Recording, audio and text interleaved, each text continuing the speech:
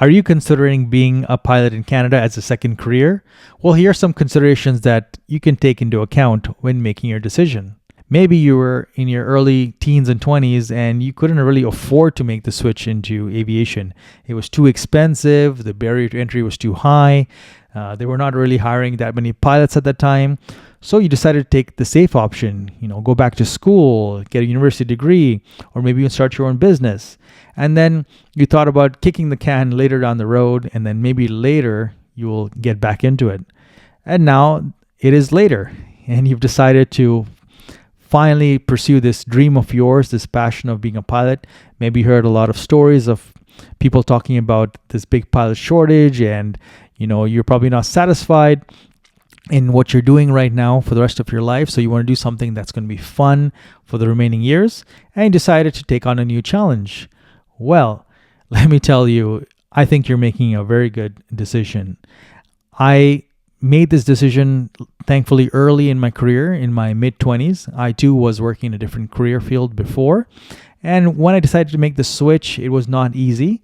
Because let me tell you, you're probably making decent, if not good money right now.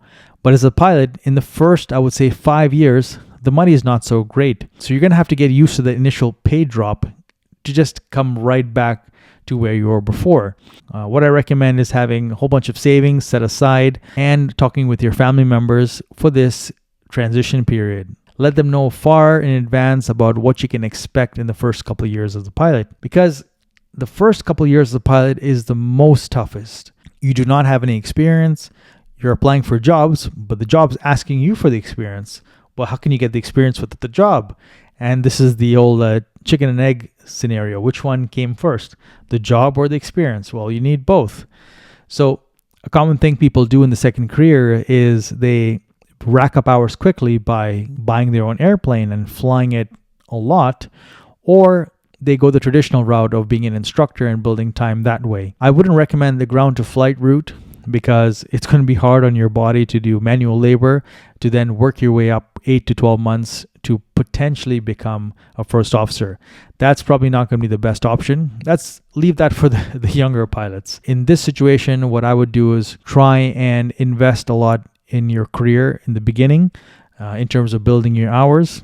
Do so cheaply. Get as many hours as you can, maybe even 152, and then start applying for the Beech 1900, King Air, or PC-12 type jobs.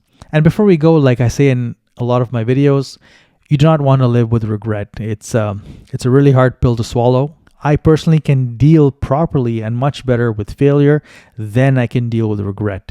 Failure, I can get over relatively quickly because I can tell myself at least I tried, but not trying at all and regretting not making the move, that I can't live with. So if you're the same way, I suggest at least giving this a try. But when you give this a try, you can't be 1 foot in, 1 foot out. You have to give it your all, 100%.